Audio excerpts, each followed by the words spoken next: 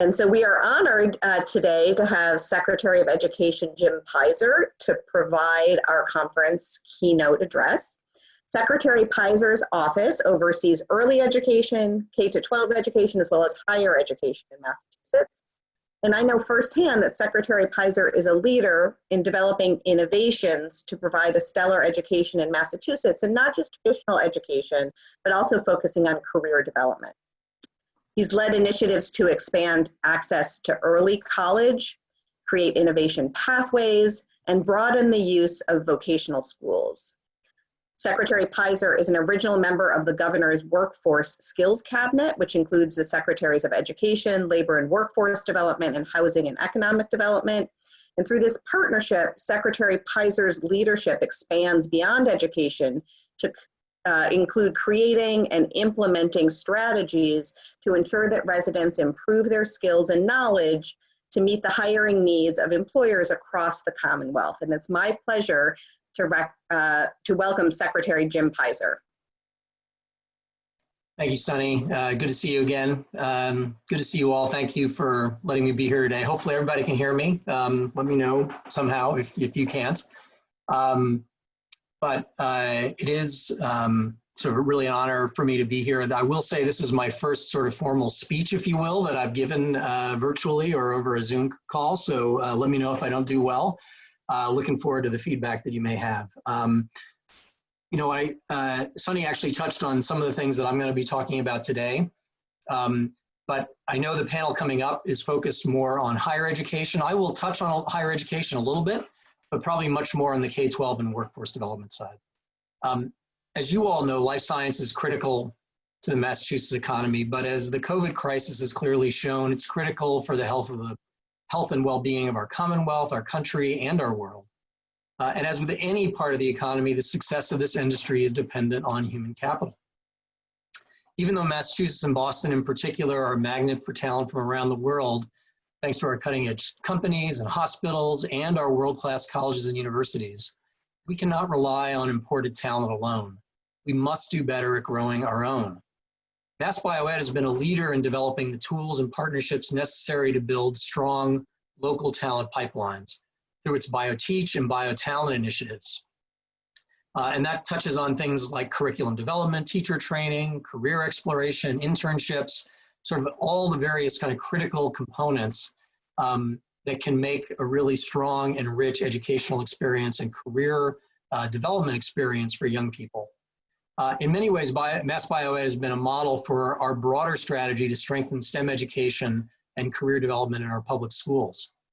At its core, the approach of the Baker-Polito administration is grounded in raising achievement by deepening student engagement through applied learning, both in school and through real-world work-based learning experiences. Under that basic framework, we've been pursuing a variety of strategies and key initiatives.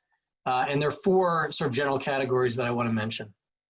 The first is tightening alignment of career technical education to regional workforce priorities. So as Sunny mentioned, one of the first things the governor did when he came into office was to create this workforce skills cabinet, which is myself, now Secretary Keneally of Housing and Economic Development, and Secretary Acosta of Labor and Workforce Development. And the idea behind that being that these three areas were critical contributors to developing that human capital pipeline that is so critical to our economy in Massachusetts, perhaps more than any other state in the country. And that we needed to do a better job of coordinating together, communicating with one another, integrating our programs and strategies so that we were speaking with one voice and leveraging the resources that we had for maximum impact. So the Workforce Skills Cabinet is there. There's another piece of it though, which is the statewide STEM Advisory Council, which had existed a little bit sort of off to the side and which we have tried to bring more centrally into the workforce development and educational strategy of the administration, linking it more closely to the Workforce Skills Cabinet, specifically bringing it into my office and my secretariat, having the Lieutenant Governor, Karen Polito, serve as co-chair, and continuing to have strong connections with industry, including the co-chair, one of the three co-chairs of the STEM Advisory Council is Jeff Leiden of Vertex. And combining both the Workforce Skills Cabinet as well as the STEM Advisory Council to help guide and develop regional workforce blueprints, which have now been created in the 7 sort of mega regions, if you will, of the Commonwealth, in order to identify those priorities, both from industrial sectors, as well as occupational sectors and degree and credential programs that are essential to the success of our economy in each of those 7 regions. So that first point is trying to tighten the alignment between the work that we're doing around education and workforce development with what is essential and what are the highest priorities within each of our regions. Second is upgrading and expanding vocational capacity in high demand trades. And that's not just traditional construction occupations or the building trades, but also advanced manufacturing, lab technicians, and other sort of developing and emerging fields of technical specialty that are increasingly a core part of our vocational technical educational program at both the K-12 and at the higher education end of the spectrum.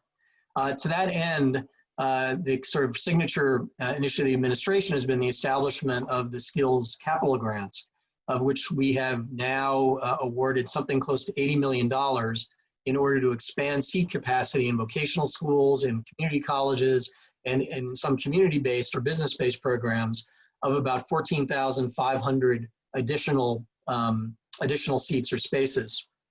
And then finally, a new initiative which was announced by the governor in his State of the Commonwealth speech back in January, which frankly seems like a lifetime ago, of a new initiative called the Career Technical Initiative, which is designed to convert our vocational technical schools into 3-shift technical institutes that are operating their regular day program during the normal school day for their students who are enrolled in those schools, by opening up the programs and the facilities after school hours in the afternoon for other high school students who are not able to get access to the program just because of capacity constraints during the regular school day, and then expanding opportunities for programs for adult learners in the evenings in order to make sure that we're fully maximizing and utilizing that precious resource that we have, which is truly one of the shining lights of our education system, even though perhaps not as well known, to make sure that we are getting the most out of it as much as possible, both for youth and adults.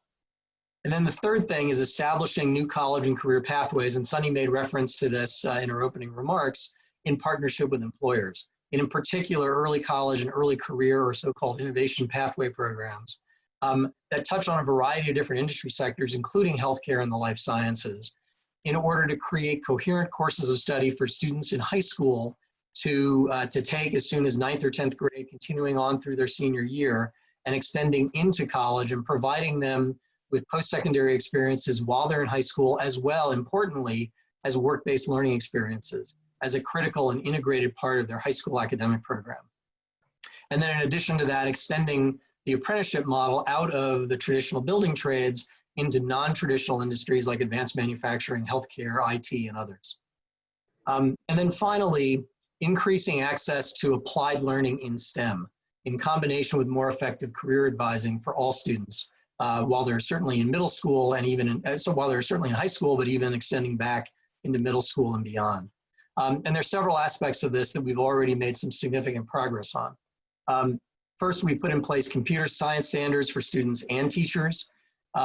We have been supporting the adoption and expanded implementation of applied STEM curriculum in partnership with the Museum of Science and Project Lead the Way, which, by the way, includes a biomedical course of study as part of their portfolio of curricular programs. STEM at Work, a paid summer internship program, which is done in collaboration with or in partnership Connecting Activities, which is a broader paid internship program that has been sponsored by the state for many years, as well as regional workforce development boards. And importantly, I'll just call out here, Vertex and Thermo Fisher are 2 great examples of companies that have been actively involved in paid STEM internships for high school students during the summer. One of the things we're working on as a result of the current environment that we're in is trying to develop more modalities for these internships, obviously online and through a remote basis, but also thinking about how we might do more of it during the school year itself. But nonetheless, increasing opportunity for STEM internships is a critical part of our overall work around applied learning. And then finally, through something called MyCap, establishing a college and career planning framework that we're rolling out statewide to ensure that all students have access to college and career planning that is coherent, comprehensive, and effective in helping them see their pathway forward into the future, both through post-secondary education and into their careers. Now, all of this is not just about building a workforce pipeline or individual job skills. It's also about producing better academic outcomes for all students. Surveys of high school students in particular consistently show a lack of interest and engagement in their studies, which has contributed to long-term stagnation in achievement. This is especially true for lower-income first-generation students of color, who make up an ever larger share of our student population and labor market. My ask of all of you today is to continue to work with us to better integrate and leverage your resources, including the assets that you've developed and curated through BioTeach and BioTalent, by partnering with high schools and developing and expanding our early college and early career pathways, which not only strengthen our high schools, but bridge the sometimes deep divide between high school and post-secondary education and training.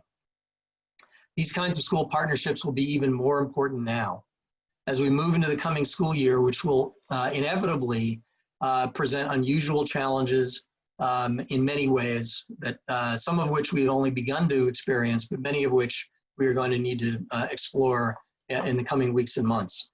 No matter how schools open or when they open, there's no question that remote learning and online learning will play a bigger role at all levels in both K-12 and higher education. From flipped classrooms to toggling between in-person and online instruction, to fully online offerings in parallel with in-person instruction, simulations instead of labs, virtual internships and capstone projects, and many more innovations, some of which already exist in small scale, but will need to be applied at much larger scale as we enter the new school year.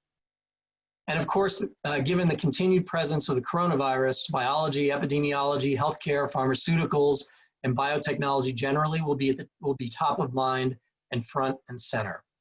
In other words, this crisis presents an opening for Mass Bioed and its member companies to extend their reach and impact by establishing more touch points with our education system and creating more opportunities for deep and lasting partnerships. I thank you again for your leadership, and I look forward to expanding our work together in the weeks and months ahead. Thank you all very much.